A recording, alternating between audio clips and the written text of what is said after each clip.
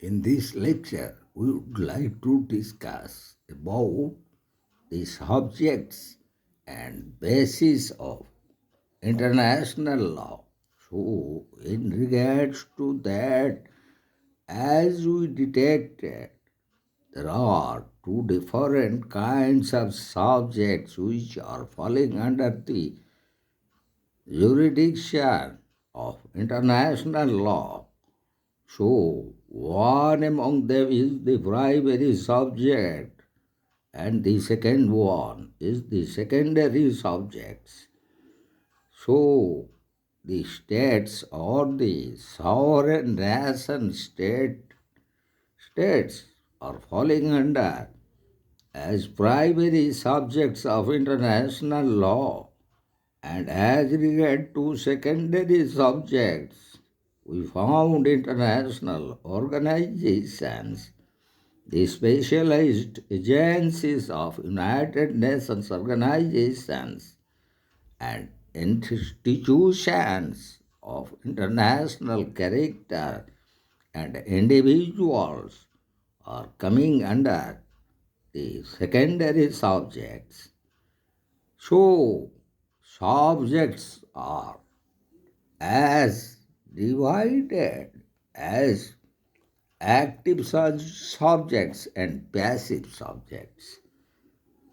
So, the sovereign nation states are active subjects as they have the essential elements of a state such as a fixed territory, a number of population, and sovereignty.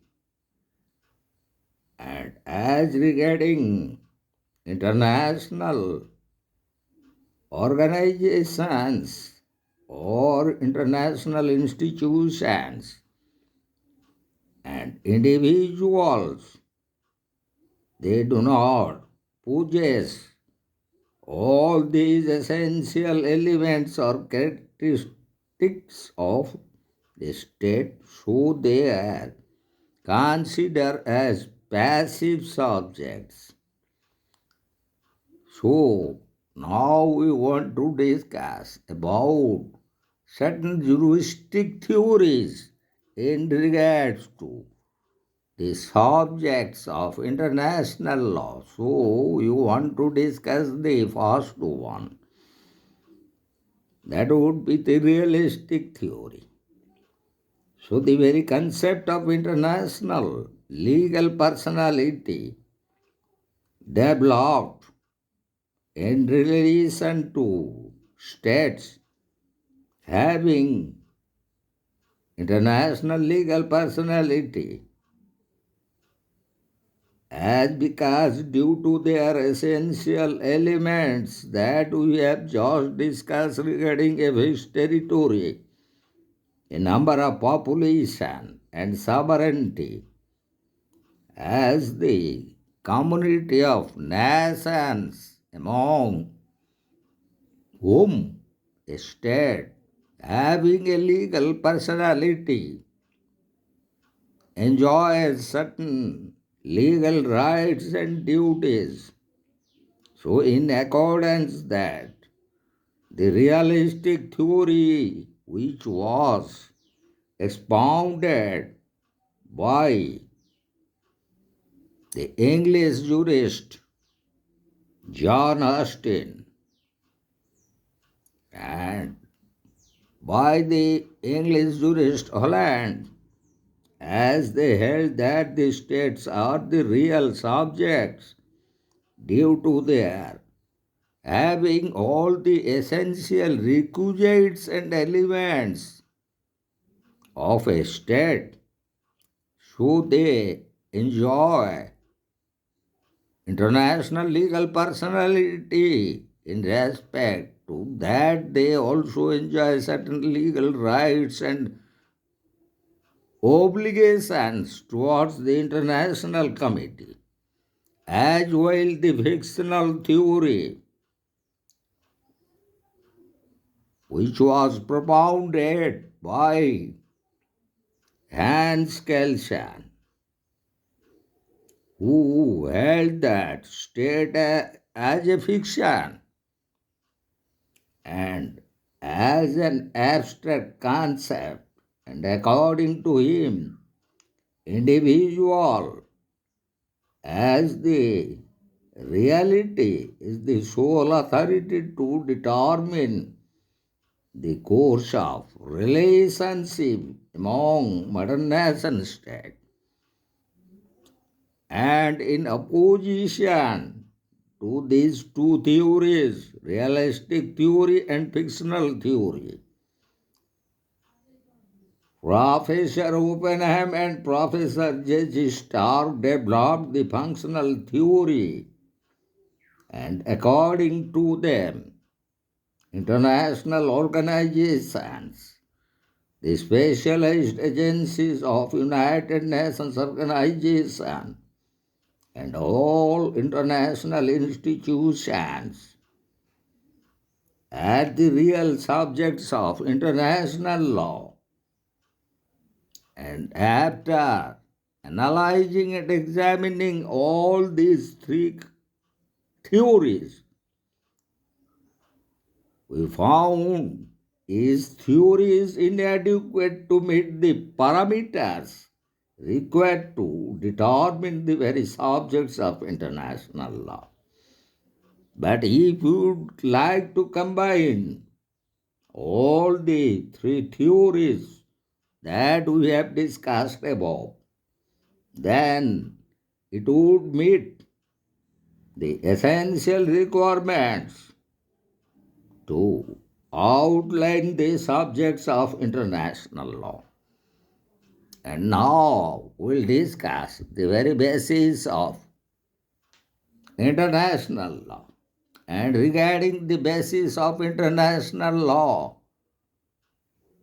certain different schools were developed, such as the naturalist school, which was propounded by the French jurist Grotius, and Hugo Grotius is considered as father of international law. So also by Pufendorf, and another school developed in regards to basis of international law was the Positivist school developed by another jurist, Bankerso, and in response to that, another important theory developed, and that is the eclectic school, and that was developed by another French international law jurist Vattel. So the very contribution of naturalist school was developed by the French international law jurist Hugo Grotius, and Grotius was considered as father of international law. And also, Pufendorf enunciated the theory during 16th and 17th century. They laid emphasis on divine will, reason, morals, or will and consent of the ruler as the basis of international law. And as regarding the positivist school, which was developed and expounded by bankers who in the 19th century, a jurist who criticized the very view of naturalist schools developed by Grotius and Pufendorf, and instead of that, he expressed that the express and implied consent of modern nation states are the basis of international law. And according to Wankersu, long continuing customs or customary rules and the treaties evolved among the states are the real basis of international law.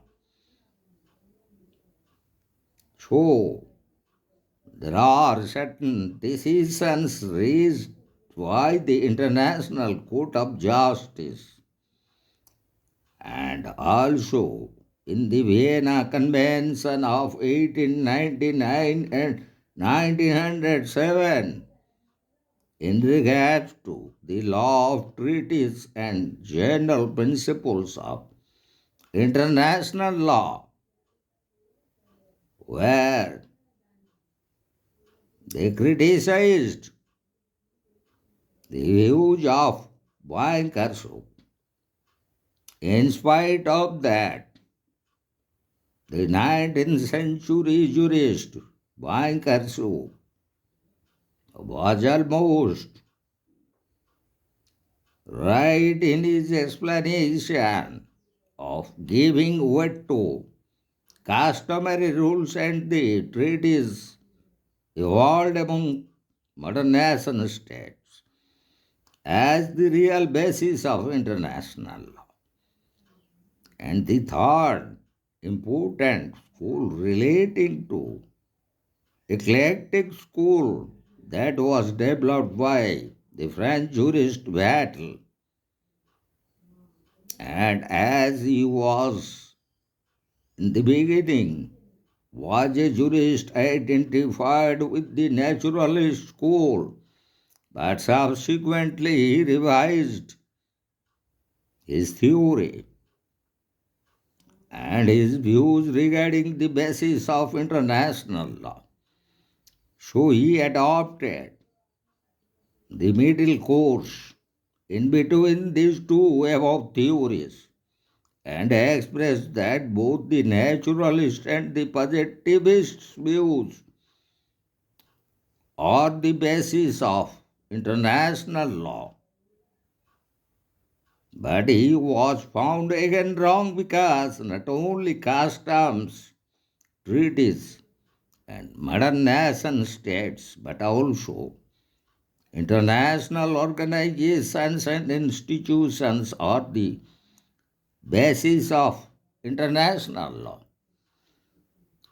And as regards to that also, we have to discuss about the trueness and weakness of international law, whether international law is a true law or it is a weak law.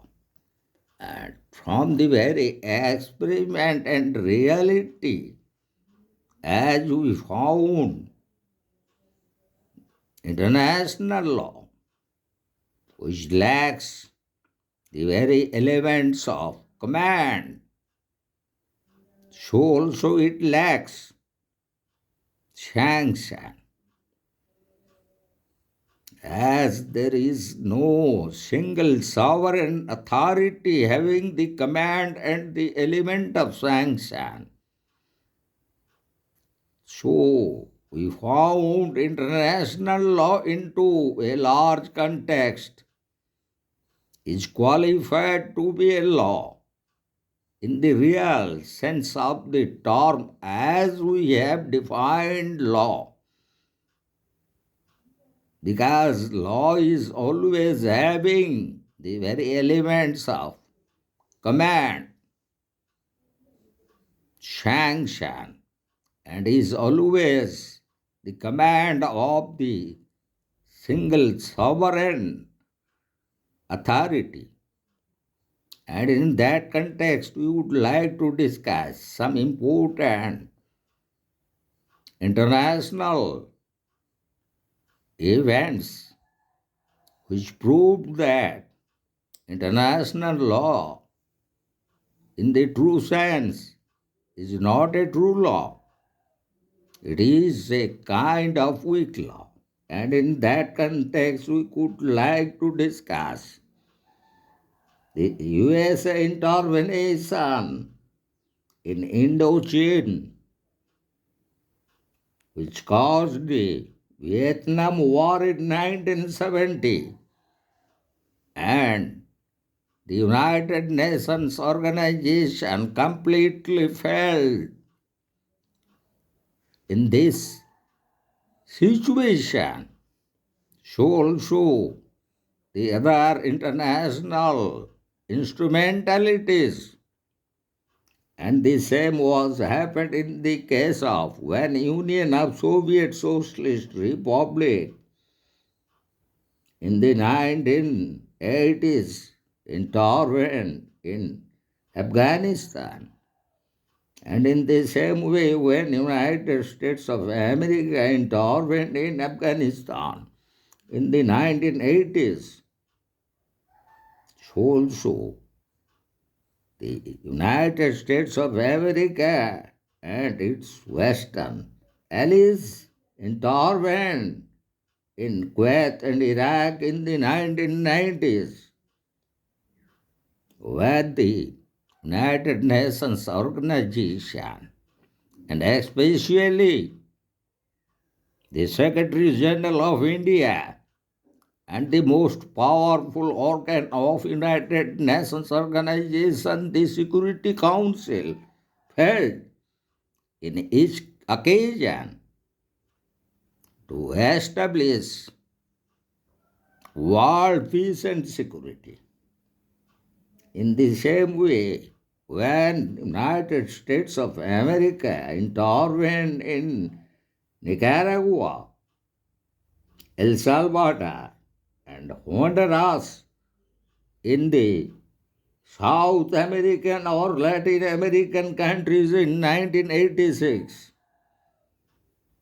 the General Assembly of United Nations Organization and the Security Council completely failed in establishing world peace and security.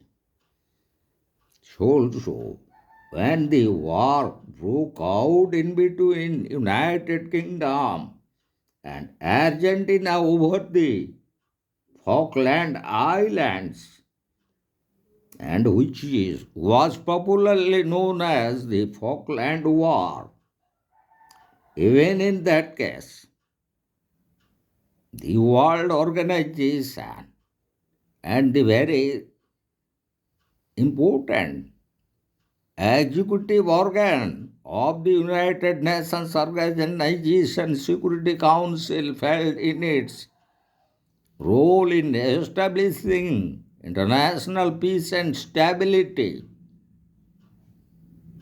And the same way, when Union of Soviet Socialist Republic was formed in 1918 in Russia, the Soviet Union intervened in East European countries such as Poland, Hungary, Czechoslovakia, and Yugoslavia to establish the communist rule by destabilizing the existing democratic structure of such East European countries where United Nations Organization and the Security Council utterly failed in performing their duty in establishing world peace,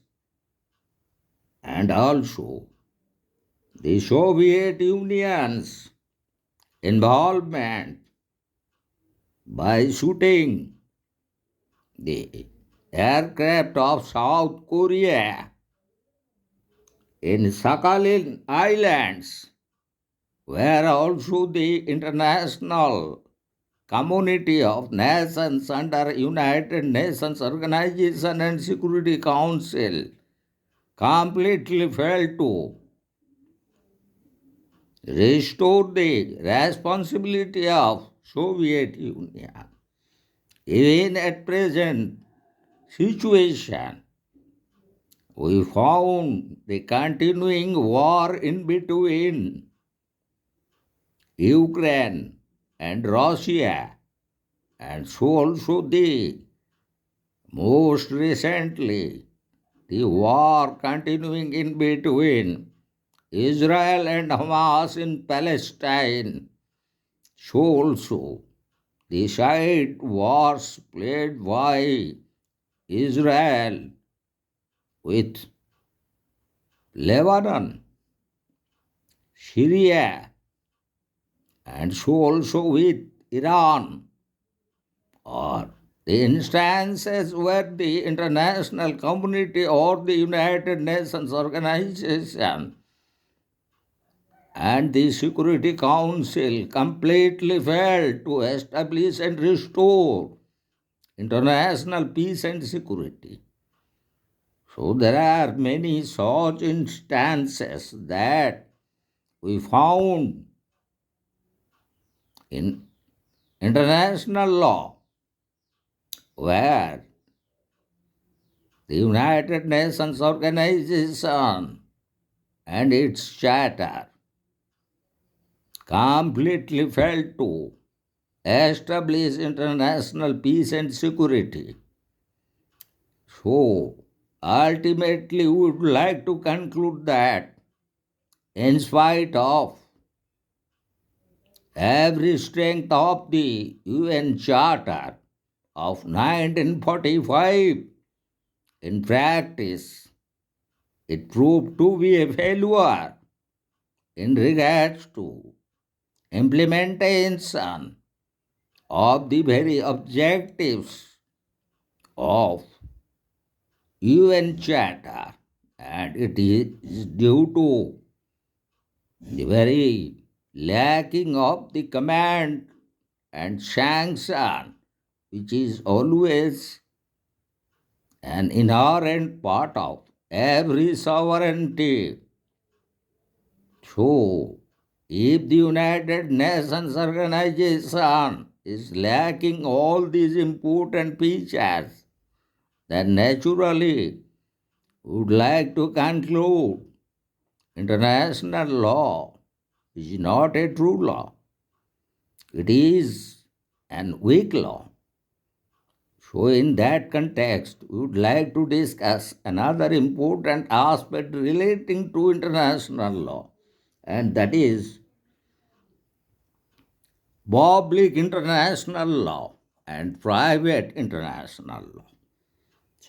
As such, public international law always applies to all those nation states who are the members of United Nations organizations or parties to international treaties and conventions or covenants. So also, they are international in character and evolved by means of customary rules, treaties, and convention, while private international law applies between two particular states on the basis of their internal municipal or domestic law of their respective states. And for example, we could cite the extradition treaties or commercial and business agreements between two states which are completely governed under the municipal and domestic or national laws of the respective states who entered into such treaties or agreements, and in particular, extradition treaties are falling under private international law. As for example, when India reached an agreement with United States of America during the Prime Ministership of Dr. Manmohan Singh regarding civilian nuclear use, which was known as the Civilian Nuclear Agreement. So also, when India want to extradite the underworld don Abu Salem and his mistress Monica Betty, India has to reach an extradition treaty with Portugal, and all these categories of treaties are falling under private international law. So, these are the different subjects of international law, and these are the basis of international law that we have discussed. And also, we have discussed certain important events which prove that international law in its true character is not a true law but it is an weak law. And also, we have discussed the very difference between public international law and private international law. So, in our next upcoming lecture, we would like to discuss another important and most relevant subject falling under international law, and that is human rights.